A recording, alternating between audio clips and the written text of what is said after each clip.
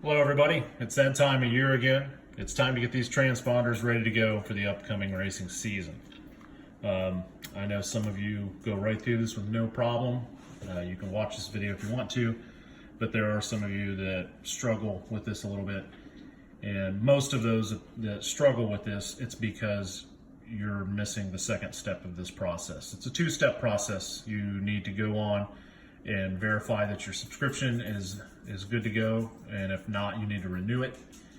And then secondly, you need to get on there and activate the transponder.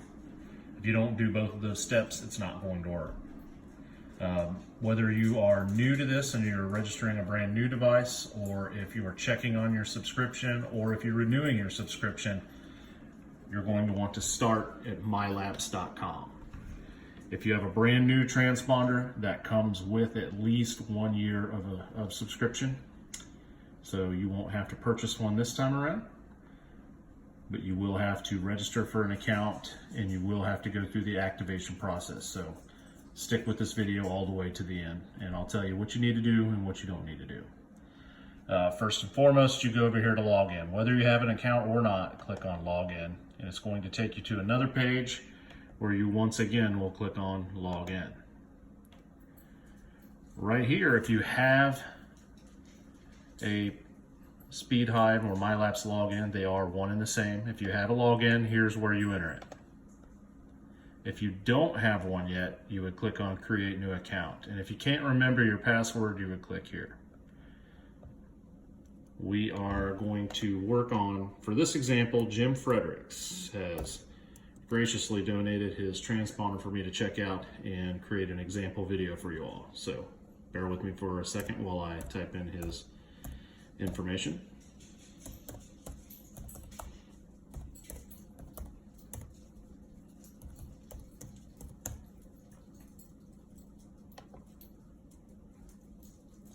All right, we are logged into Jim's Mylaps account. You'll notice right away it looks a little off. The language isn't quite there.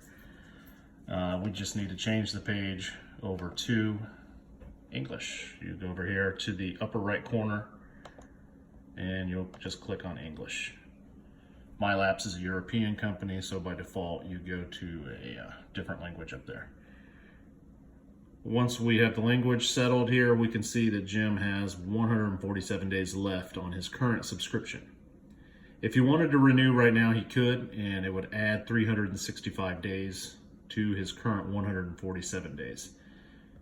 So you are a-okay to do that. You don't have to worry about it just resetting back to 365. It will pile on top of your current remaining subscription. We will want to click on Manage Product underneath his transponder. Here on this page, you could give it a name if you wanted to. And this is handy if you have more than one transponder for your race team. It makes it a little easier to identify when you're working on the subscription or activation. At this point, you decide if you want to redeem a subscription card, which I suggest you do. It's cheaper that way, about $10 to $12 cheaper. Or you can renew online by going over here.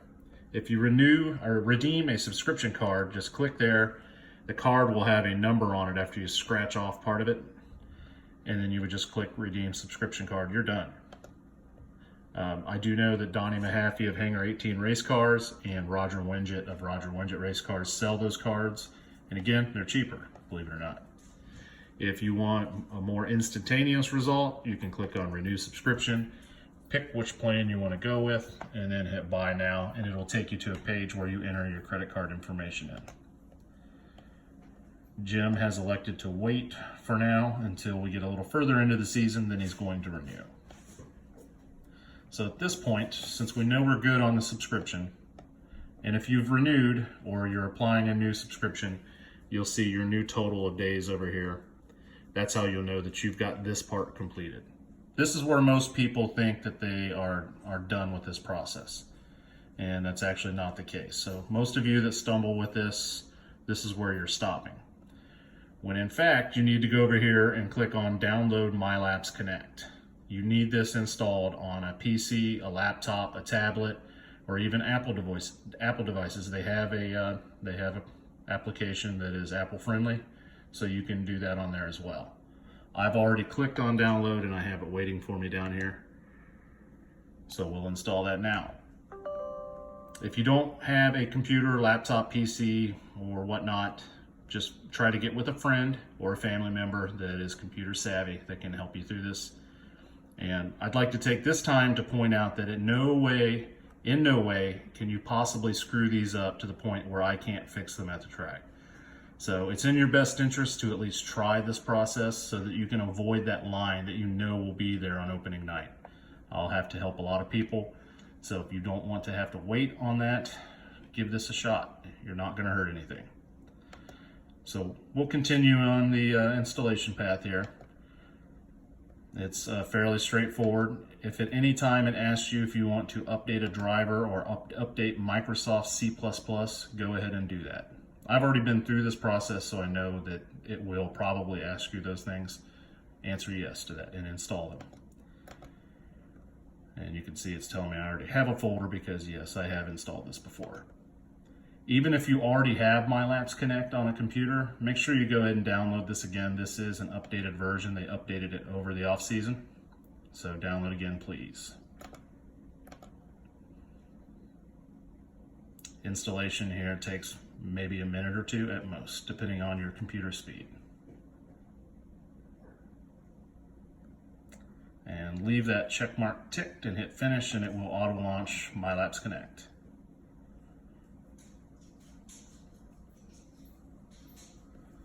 All right, we'll clear out this old information, and I'm going to sign in again under Jim Frederick's account, so please bear with me.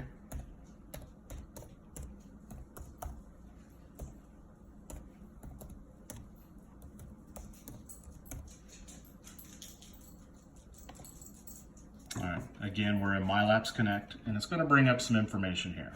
I have not plugged in the transponder just yet. This shows his current subscription status, as we saw there on the other page. And you'll see once the race key is plugged in, some more information will load there as well. And since we're talking about the transponder, we'll identify some parts here. The main piece is the transponder, as you all know. The chrome piece here is what's called a race key. That is the brains of the operation. The race key is what stores your subscription info and passes it along. Basically tells the transponder if it's allowed to work or not. It needs a connection to the internet, which is what this program does. It says, yes, I've looked, this is your status, you are good to go. So it has to do that. This is the activation process, and this is where a lot of people miss when they're setting these up. So at this point, we'll go ahead and plug this into the USB port on this laptop.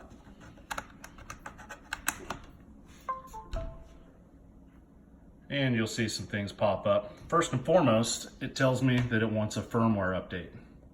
This is normal. If yours hasn't been plugged into a computer in a while, it probably will want some kind of update. Go ahead and do that. It doesn't take very long.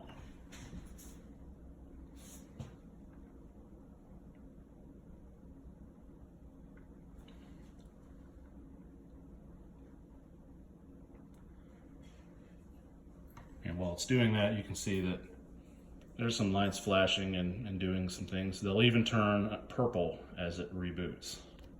We're about done there. The lights go purple while the device restarts.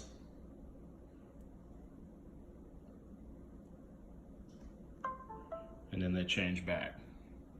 They'll turn all blue anytime that it's plugged into a computer and Mylaps Connect is signed in. That is normal. So now the race key is happy. It says the subscription's on the race key. You're good there. You can move over here to the transponder. It also wants an update. We'll go ahead and do that as well.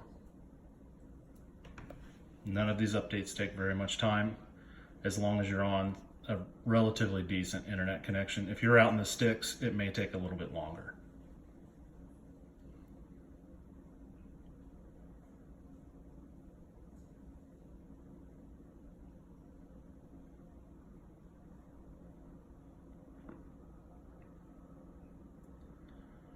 And once again, as it applies,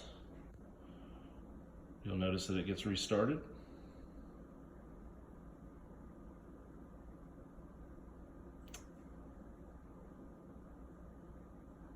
This one will make a liar out of me. Maybe it's just the race key itself that does that, but this is good. But you'll notice it's telling me that the transponder is not active. I do run into that a lot. If you see that, just unplug it and plug it back in. It wants a manual restart instead of doing it itself. As soon as you plug it back in, you can see that everything's okay.